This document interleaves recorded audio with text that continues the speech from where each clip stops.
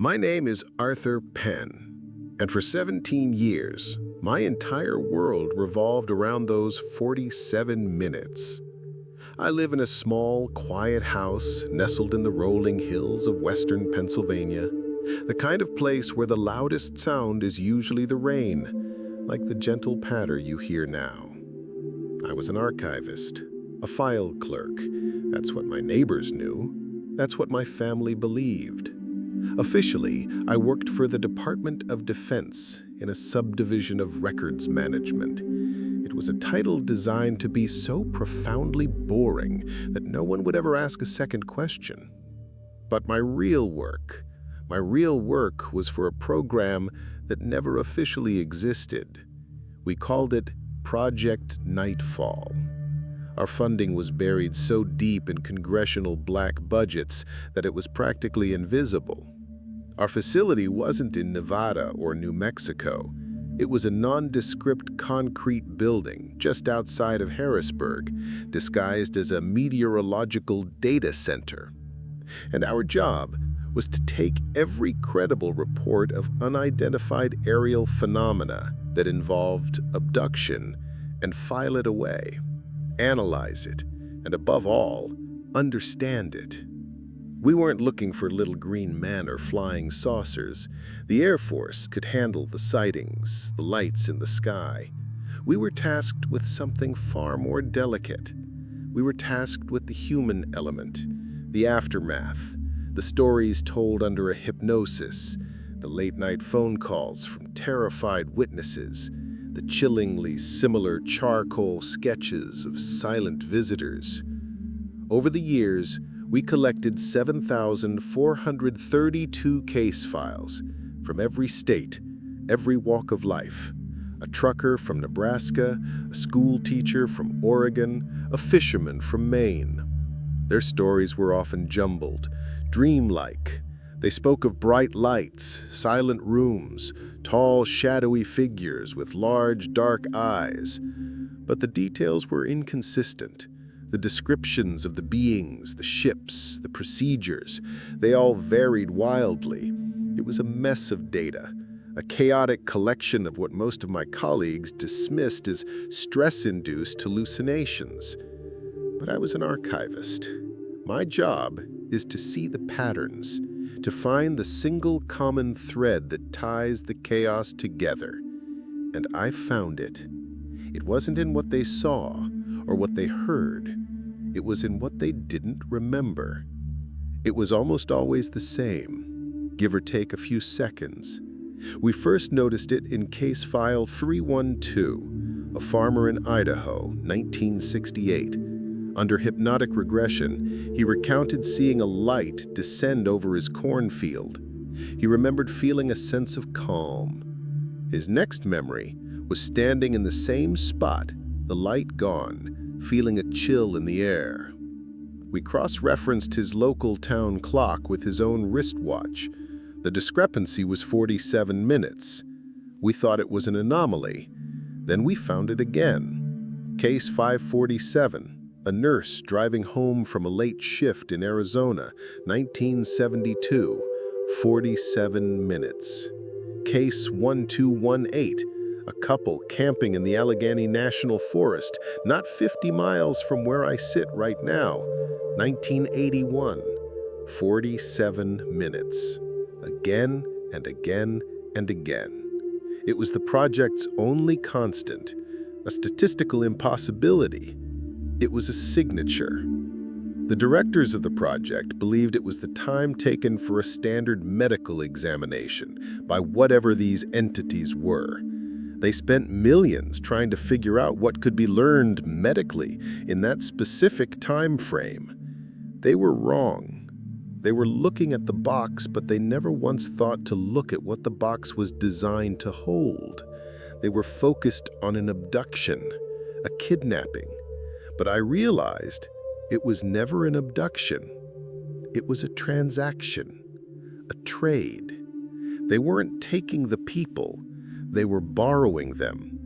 Or, more accurately, they were borrowing a part of them.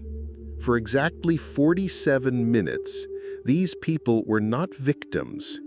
They were participants in something so vast, so profound, it was beyond our comprehension. Project Nightfall was founded to study abductions, but its greatest secret, the one I'm about to tell you, is that abductions aren't real. I'm an old man now. The project was quietly dissolved in 1994. Our files were either destroyed or buried in a vault so deep it might as well be on the moon. My oath of secrecy is long since expired, along with the men I made it to. I've kept this silence for a very long time, but I've started noticing the signs again. The quiet chatter on internet forums, the hushed reports from local news, a strange spike in sleepwalking cases. The pattern is re-emerging from the noise. The cycle is beginning anew. And someone needs to tell the world what is really happening when the lights go out. Someone needs to explain what they're truly after before it's too late. To understand what I discovered, you must first understand the men I worked for. My superiors at Project Nightfall were not scientists or philosophers. They were colonels and generals, men who saw the world as a chessboard of threats and assets. When they looked at the 47-minute problem, they saw a potential breach in national security, a foreign power, an unknown enemy with advanced technology. The questions were always the same. Is it a weapon? Can we replicate it? Can we defend against it? They viewed the witness testimonies as battlefield intelligence from a war they couldn't see. They dismissed the inconsistencies as the fog of war, the ramblings of frightened civilians. My suggestion that this wasn't an act of aggression was unpopular. I was the quiet man in the corner, the librarian surrounded by soldiers. They saw me as a necessary but eccentric part of the machine, the man who kept the records straight. They never truly understood that the records, the files themselves, were telling the real story. Our archive was a silent, cold place, a cathedral of secrets. Miles of gray metal filing cabinets stood in perfect rows under the constant, sterile hum of fluorescent lights. The air was always chilled to a precise 65 degrees Fahrenheit to preserve the paper, and it carried the dry, distinct scent of old documents and ozone from the humming servers. This was my sanctuary, my laboratory. For 17 years, I walked those aisles, my footsteps the only sound, pulling files, reading reports, and listening to the recorded voices of thousands of people who had touched the edge of the unknown. For the first few years, I made no progress. I was doing as I was told, trying to correlate the witness descriptions with flight patterns, satellite data, and known atmospheric phenomena. It was a dead end. The data was a cloud of beautiful, terrifying nonsense. The breakthrough came when I made a simple decision. I decided to stop analyzing the story of the abduction itself. I decided to ignore everything the subjects said they saw inside the light. Instead, I focused only on the metadata, the cold, hard facts surrounding the event, the before and the after. We had medical reports sometimes. If a subject went to the hospital afterwards complaining of anxiety or disorientation, we would discreetly acquire their records. We had polygraph results, psychological evaluations, even sleep studies. And it was there, buried in the clinical, passionless charts of brainwave activity, that I found the second part of the pattern.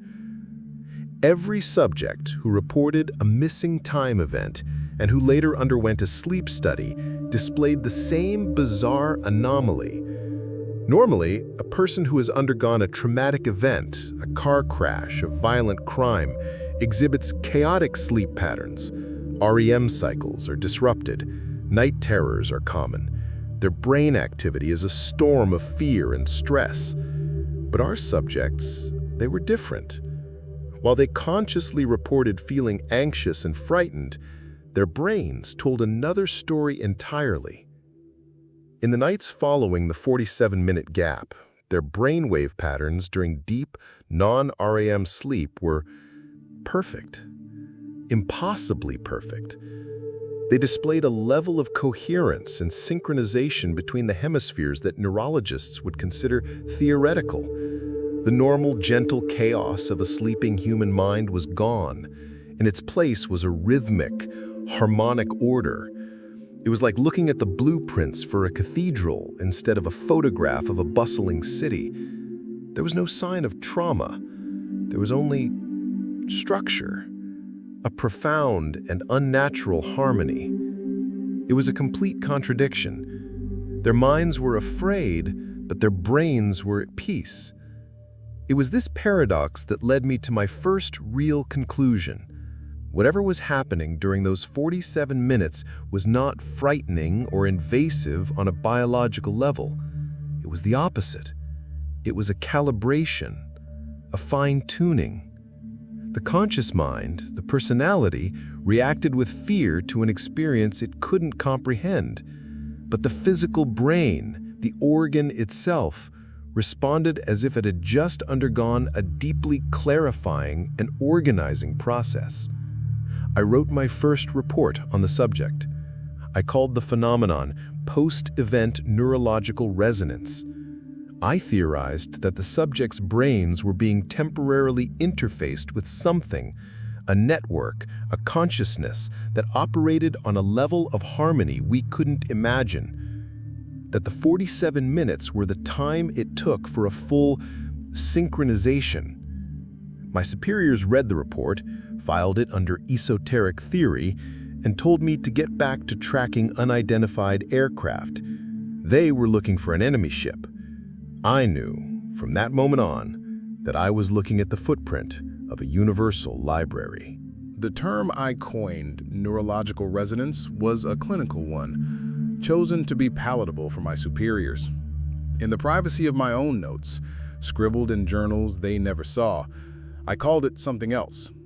I called it the echo. Because that's what it felt like. As if the subjects' minds, for a brief period, had resonated with something enormous, and the lingering, perfect harmony in their brainwaves was the echo it left behind. This discovery changed my entire approach. I stopped looking at the case files as individual incidents and started viewing them as data points on a single massive map. I fed everything into our early, room-sized mainframe computers, not just the locations and times, but the professions of the subjects, their medical histories, their IQ scores, even their blood types. I was searching for the connecting tissue, the reason these specific people were being chosen. Was it random, or was there a design? For years, the computer churned through the data, finding nothing but statistical noise. The subjects were truly, maddeningly diverse. Young, old, healthy, sick, educated, uneducated, they had nothing in common. The project directors saw this as proof of randomness, further evidence that the phenomenon was meaningless. But I believe the pattern was simply on a level I wasn't equipped to see yet. The answer wasn't in who they were, but in what their minds could do. The second breakthrough came from an unlikely source, a series of hypnotic regression tapes from a case in rural Wisconsin in 1983. The subject was a young woman, a brilliant but troubled mathematician who worked as a cryptographer for a private contractor. She had experienced the 47-minute gap while stargazing in her backyard. Under hypnosis, unlike most subjects who described lights or strange beings, she described numbers. Her voice on the tape was a soft, steady monotone, devoid of fear. She said she wasn't in a room, but in a space of thought. There were no beings, no tables, no instruments. There was only a problem. A vast, multi-dimensional geometric problem was presented to her, not in words or images, but as a pure concept fed directly into her consciousness. She said it felt like trying to solve a Rubik's Cube the size of a galaxy. She couldn't see the whole thing, only her tiny corner of it. She remembered feeling an intense, joyful focus, a sense of purpose unlike anything she had ever known. She worked on her piece of the puzzle, turning it, aligning it, until it clicked into place, with a feeling of profound satisfaction. And then she was back in her yard, the night air cold on her skin. Listening to that tape was like finding a Rosetta Stone, the final piece of the puzzle. It was never an abduction. It was never a medical exam. It was work. These people, all 7,432 of them, were being recruited for a task. Their conscious minds were being put into a safe, dormant state, which is why their memories were hazy or filled with symbolic, dreamlike imagery created by their own subconscious to fill the gap. But their raw processing power, the incredible computational ability of the human brain was being harnessed. They were being linked together, forming a massive biological supercomputer, a distributed network of minds all focused on a single colossal problem. The 47 minutes wasn't the duration of a procedure, it was the length of a work shift. This was the core secret of Project Nightfall. We were not witnessing an invasion, we were witnessing a colossal act of crowdsourcing. An alien intelligence so advanced that it could interface directly with the quiet, dormant parts of our brains was using humanity as a thinking engine. It needed our unique spark, our specific type of consciousness to solve a problem that was perhaps beyond its own ability. The reason the subjects were so diverse was because the problem was so complex. It required every type of thinking. The spatial awareness of a farmer, the logical precision of a mathematician, the creative intuition of an artist, the empathetic reasoning of a nurse. I presented my findings. I explained that the different memories, the gray aliens, the insectoids, the Nordic beings, were just mental static, the brain's attempt to put a face on an experience that had no physical form. I explained that the missing time was a period of intense, focused mental labor.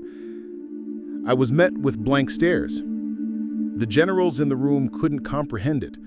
A weapon they understood. An enemy they could fight. But a cosmic equation being solved by a committee of Midwestern housewives and long-haul truckers? It was beyond them. They classified my report as speculative and buried it. The truth was too strange, too passive, too immense to be believed. And so, the project continued to hunt for flying saucers, while I sat in my archive, knowing that humanity was serving as the silent, sleeping processor for an intelligence that spanned the stars. Once my theory was officially buried, I was left alone. It was a blessing in a way. My superiors saw me as a harmless eccentric, a keeper of dusty tales. They let me continue my work, believing I was simply cataloging folklore. They didn't realize I had stopped trying to convince them. My focus had shifted. The question was no longer what was happening, but why. What was this colossal problem they were trying to solve, and what was the long-term effect of this mental labor on the thousands of unwitting participants? So, I began a new line of inquiry. In secret, I started tracking the lives of the subjects after their 47-minute experience. I used the project's resources to follow them for years, sometimes decades. I read their local newspapers, tracked their credit reports, and occasionally accessed their medical files. I was looking for any lasting change, any residual echo of the neurological resonance I had observed. For a long time, I found nothing. The subjects went on to live normal, unremarkable lives. They married, divorced, changed jobs, grew old. There were no grand transformations, no sudden leaps in genius. But then I started to notice something more subtle. Tiny, inexplicable ripples in the fabric of their ordinary lives. Small acts of unconscious, impossible knowledge. I came to call it the bleed-through. It was as if a few drops of the cosmic data they had processed during their shift had seeped through the barrier of their conscious mind, emerging later in strange, compulsive ways. Take, for example, Case 4418, a long-haul truck driver from Nebraska, a good man, a high school education, never showed an interest in science. In the years following his experience, he developed a habit. While waiting for his coffee at late-night diners, he would sketch on napkins. My wife sent me a box of them. They weren't doodles. They were elegant, complex diagrams of stellar nurseries, gravitational lensing, and propulsion systems that theoretical physicists have only dreamed of. When asked, the trucker couldn't explain them. He said his hand just moved. He thought they were just pretty patterns. Or Case 6102, an elementary school teacher from Oregon. She started having intense bouts of migraine headaches. During these episodes, she would lock herself in her study and write. Not stories or poetry, but pages upon pages of perfect, elegant computer code. We had it analyzed by experts at DARPA. They confirmed it was a functional programming language, more efficient and complex than anything they had ever seen. It was designed to model multi-dimensional physics. The woman herself, she didn't even own a computer. She wrote the code in notebooks with a ballpoint pen. There were hundreds of these small, strange cases. A fisherman in Maine who began tying knots that perfectly replicated the molecular structure of complex proteins. A chef in New Orleans who started arranging spices on a plate in patterns that were flawless representations of fractal geometry. None of them knew what they were doing. They felt a compulsion, an urge, a sudden flash of an idea they couldn't explain. They were conduits for a knowledge they didn't consciously possess. This led me to the most profound and unsettling conclusion of my career. The problem that humanity was being used to solve wasn't a mathematical one in a way we could understand. It wasn't about building a machine or charting a course.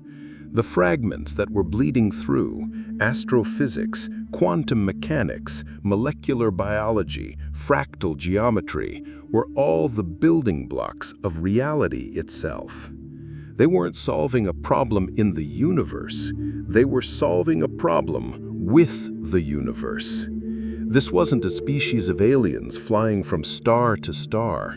This intelligence was something else, something older, more fundamental. I began to suspect that it wasn't a visitor to our reality, but perhaps a part of its very foundation, the operating system, if you will. And for reasons we may never comprehend, this system required periodic maintenance. It needed to correct errors, to patch flaws, to fine-tune the laws of physics. And to do this, it needed a spark of creative, chaotic, biological consciousness. It needed us. We weren't just living in the universe. We were, in the most literal sense, helping to keep it running. We are the ghost in the machine, the silent, sleeping maintenance crew for the fabric of reality. Knowing that we were part of a cosmic maintenance crew was a revelation that brought more questions than answers. It was a beautiful, terrifying, and deeply humbling idea. But an archivist, a man of systems, cannot rest on a grand concept alone. I needed to understand the mechanics of it. What was the trigger? Was this work scheduled? Did it happen at regular intervals? Or was it a response to a specific need, a cosmic check engine light blinking somewhere in the universe? I went back to the map. The big one, pinned to the wall of my office in the archive, dotted with 7,432 pins, one for each case. The distribution had always appeared random, a shotgun blast across the continental United States. But now, with my new understanding, I began to wonder, was I looking for the right kind of pattern? I had spent years correlating the incidents with things in the sky, meteor showers, satellite paths, planetary alignments. I had found nothing. So I started looking down, not up. I began a new, laborious process of overlaying the incidents with geological, atmospheric, and magnetic field data.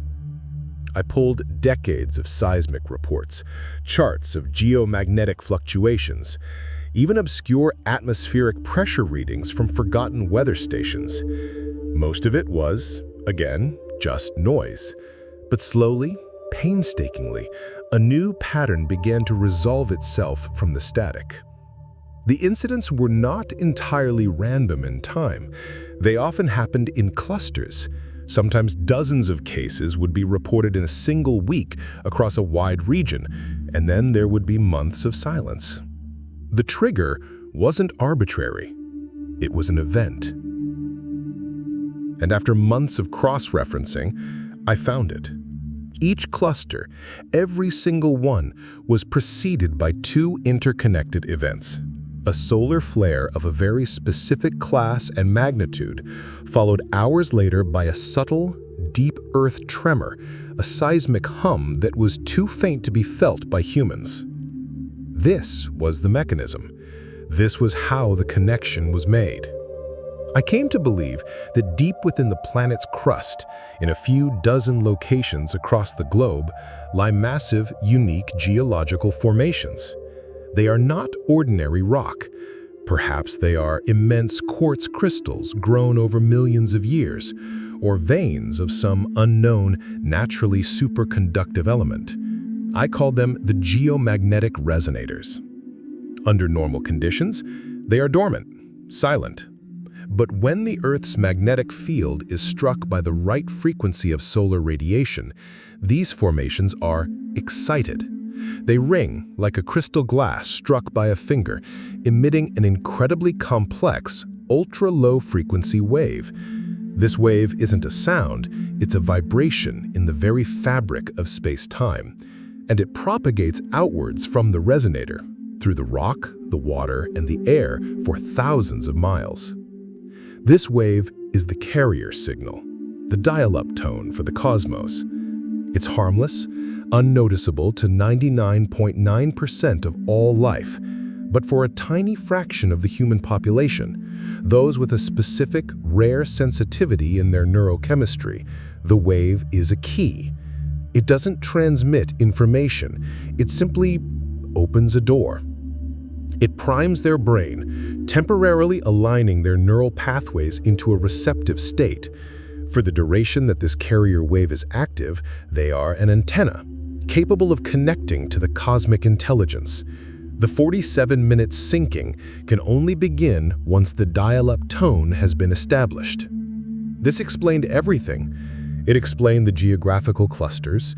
Many incidents happened within a radius of a suspected resonator location. It explained the random selection of people. It wasn't about their job or their intelligence, but an innate biological lottery ticket. And it explained the feeling of being in the presence of a light or a hum that so many witnesses reported. They weren't seeing a ship descend from the sky. They were perceiving the local environment itself becoming saturated with the carrier wave. The trigger for alien contact wasn't coming from outer space. It was coming from the ground beneath their feet, awakened by the sun above their heads. Our own planet was the medium.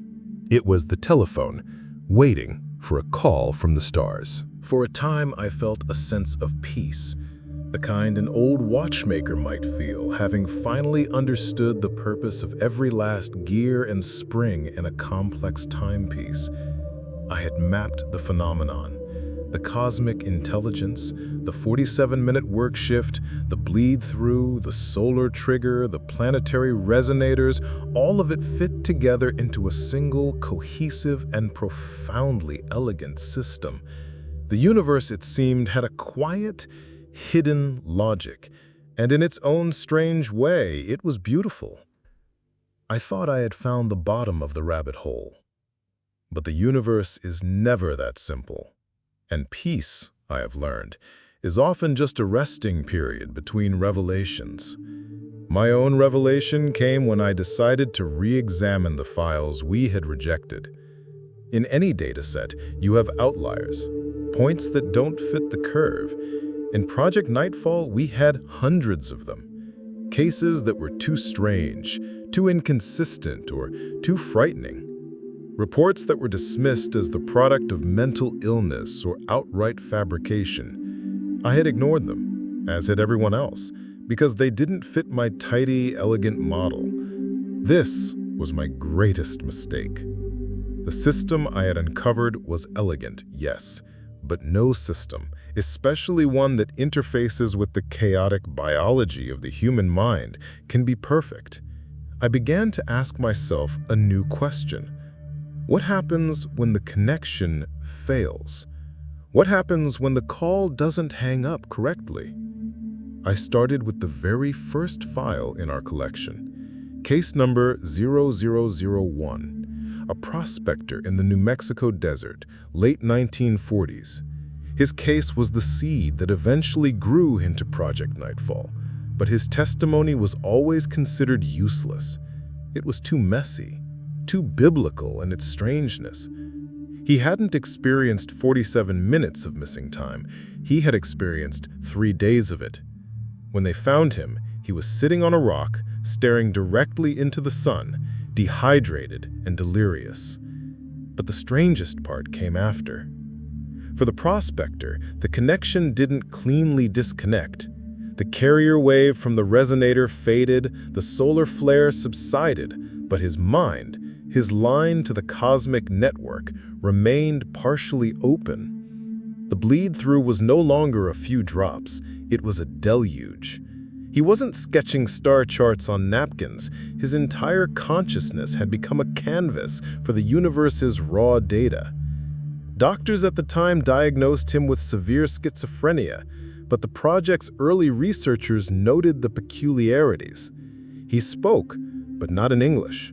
For hours, he would recite complex epic poems in a flawless ancient Sumerian dialect, a language that had been dead for 4,000 years.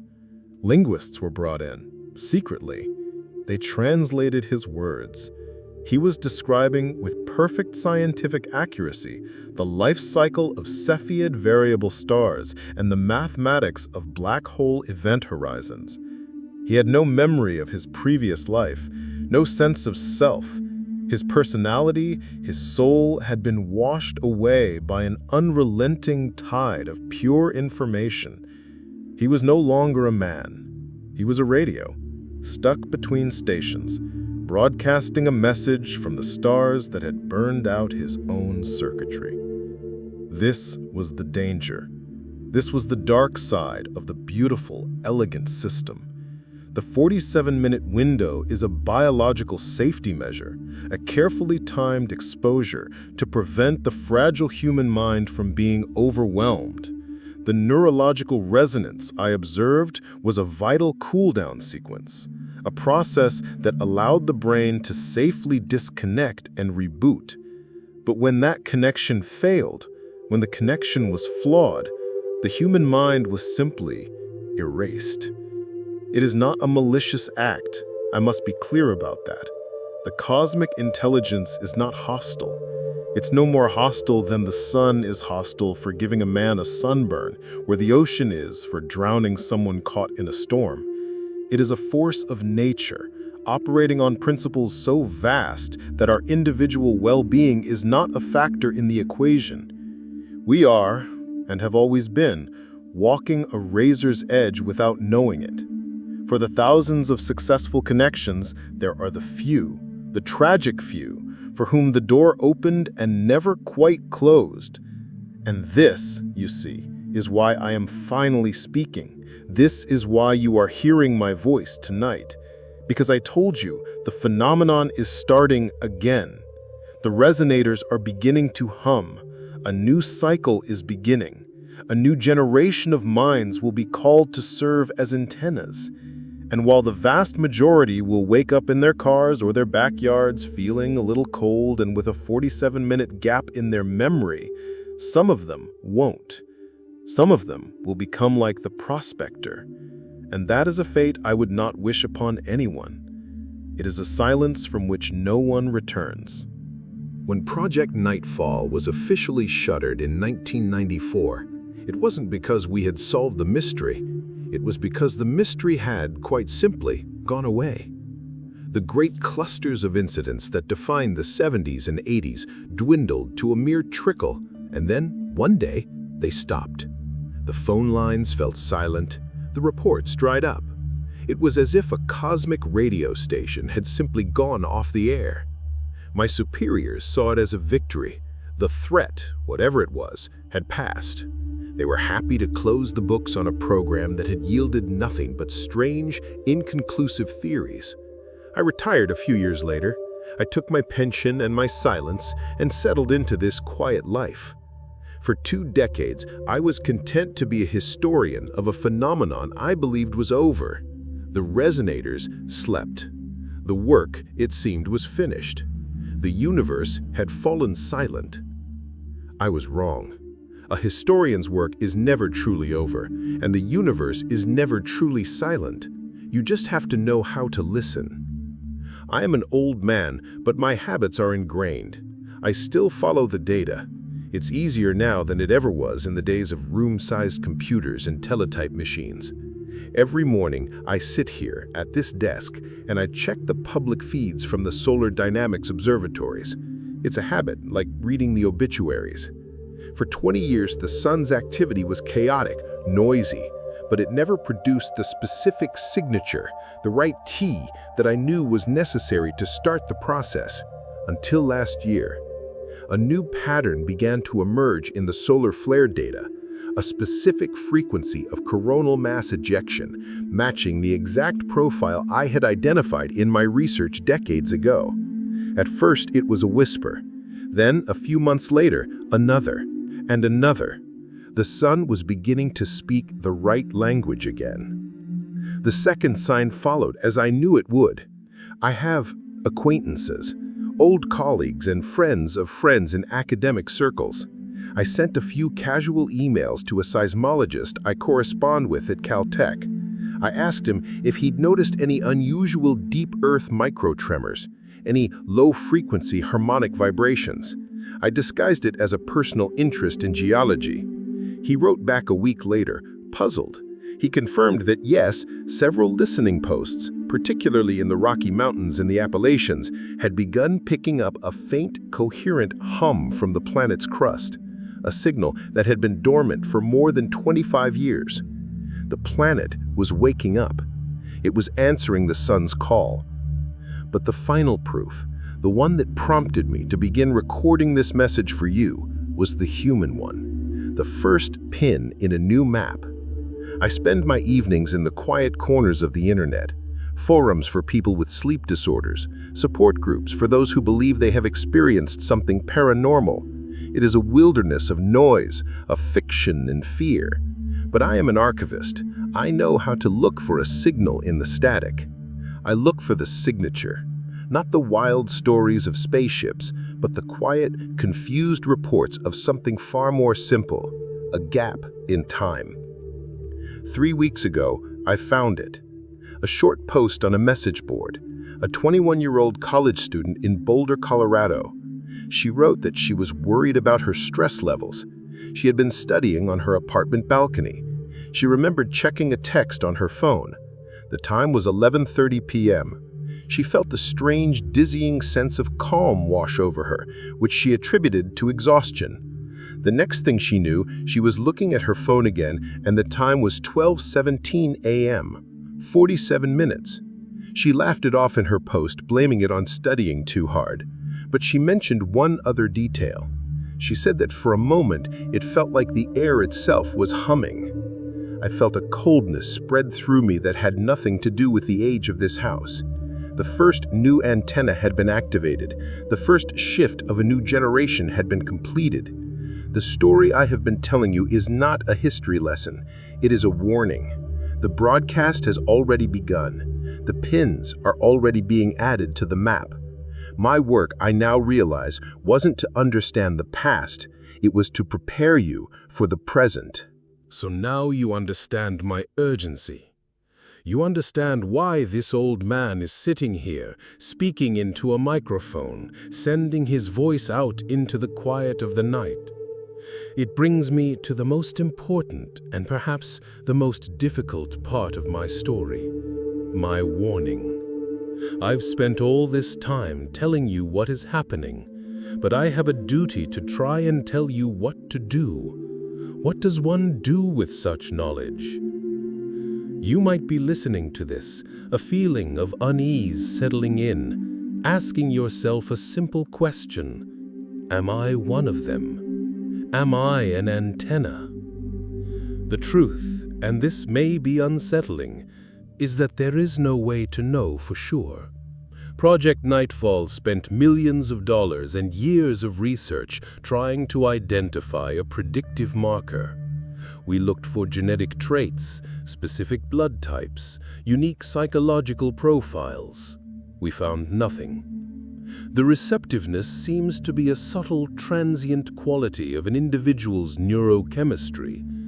You could be receptive one day and not the next. It is a lottery in the truest sense of the word. So I cannot offer you a test. I cannot offer you a shield. The carrier wave, when it emanates from the resonators, is as pervasive and unavoidable as the Earth's own magnetic field. You cannot hide from it. But I can offer you the one thing the project never fully understood. I can tell you what I believe is the true nature of the danger. The danger is not the connection. The danger is fear. Think back to the prospector, case number 0001, the man whose mind was overwritten. His psychological evaluation before the incident described him as a man plagued by anxiety, paranoia, and a deep-seated mistrust of the world. Now think of the successful cases, the thousands who returned unharmed. The truck driver on a long, hypnotic stretch of highway, his mind lulled into a state of calm by the rhythm of the road. The young mathematician, lost in the serene beauty of the night sky. The teacher, resting quietly in her garden. Their minds were passive, open, and at peace when the connection was established. Here is what I have come to believe. The syncing process, the 47-minute work shift, requires the temporary, voluntary surrender of the conscious mind. It must be allowed to step aside. When a receptive person is in a state of calm, the process is seamless. The consciousness sleeps, the deeper parts of the brain engage with the network, and after the work is done, the consciousness is returned unharmed. But if a receptive person is in a state of high alert, of panic, of terror, their conscious mind fights back. It resists. It tries to make sense of the incomprehensible sensation of the connection. And this struggle, this internal war between the conscious self and the deeper brain engaging in the process is what causes the short circuit. It's the resistance that damages the wiring, the fear that rips the door off its hinges, leaving it permanently ajar. The intelligence is not erasing the mind. The mind is shattering itself in its terror of the unknown. So my advice to you is the strangest you may ever hear. If you are ever in a quiet place and you feel that strange, inexplicable sense of calm wash over you, if you feel the air begin to gently hum, do not panic, do not fight, do not run. All you will be doing is fighting yourself.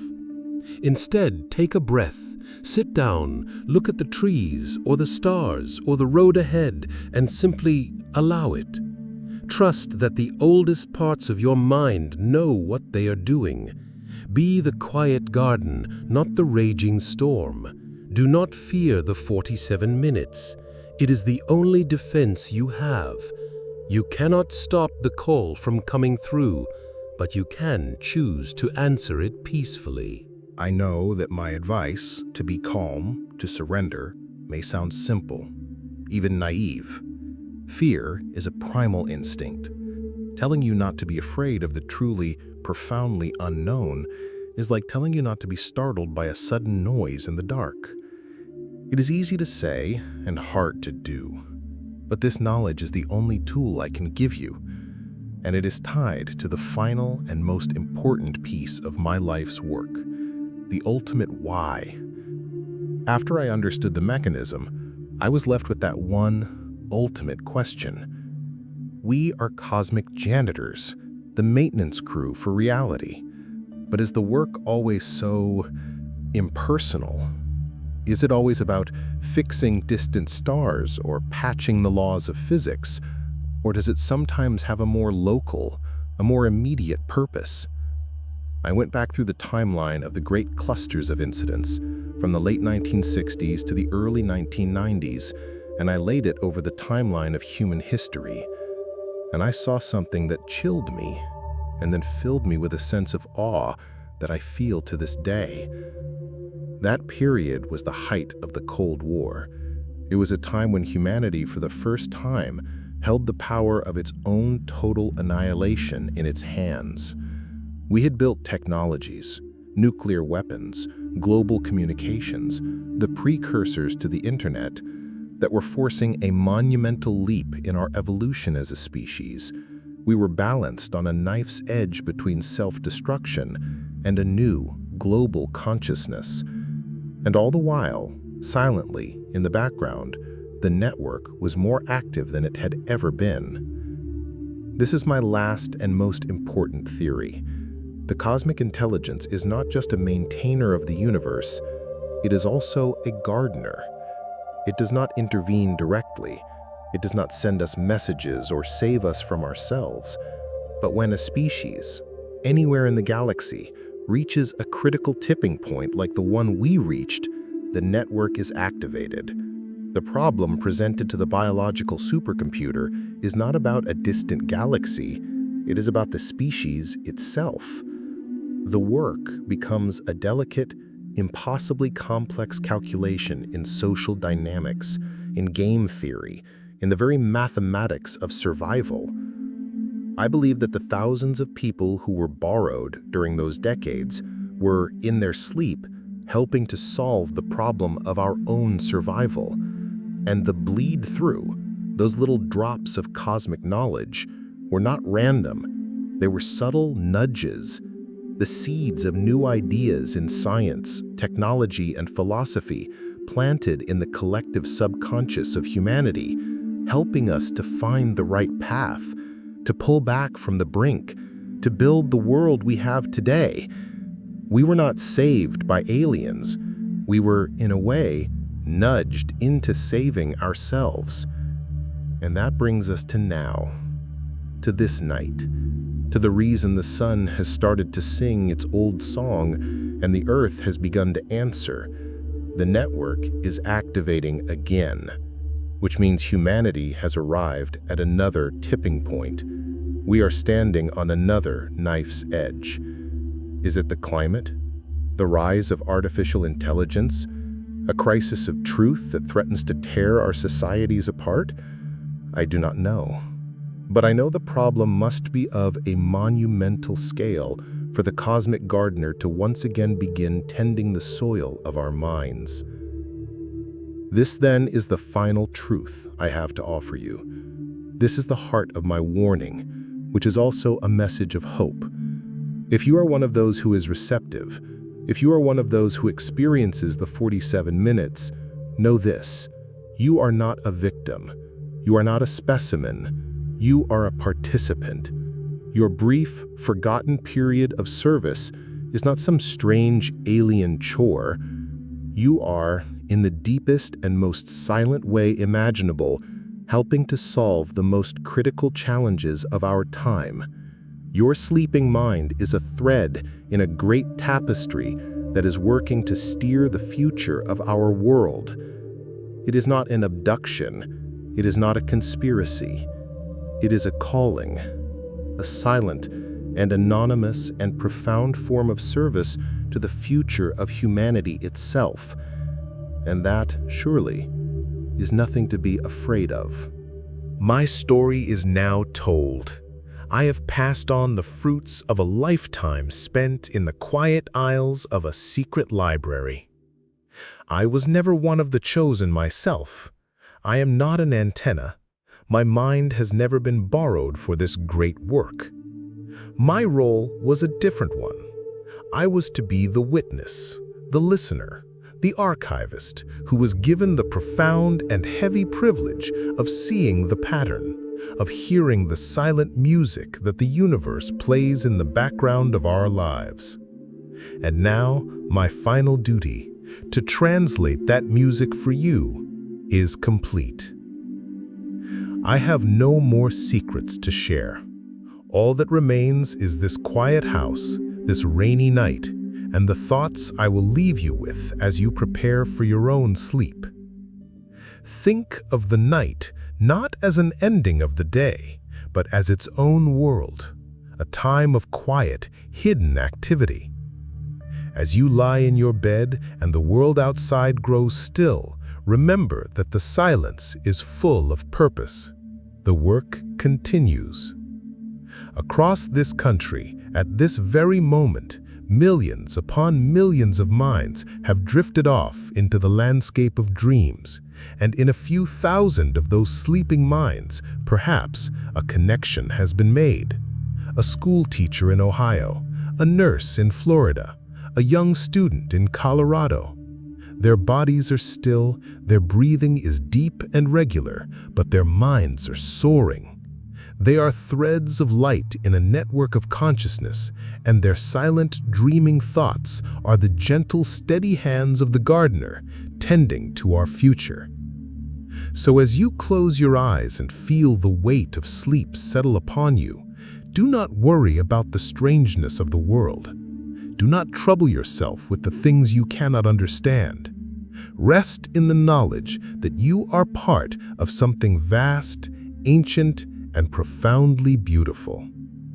All is well. The work continues. The gardeners are tending the garden, and the universe is, in its own silent and mysterious way, taking care of its own. My name is Arthur Penn, and this was Project Nightfall.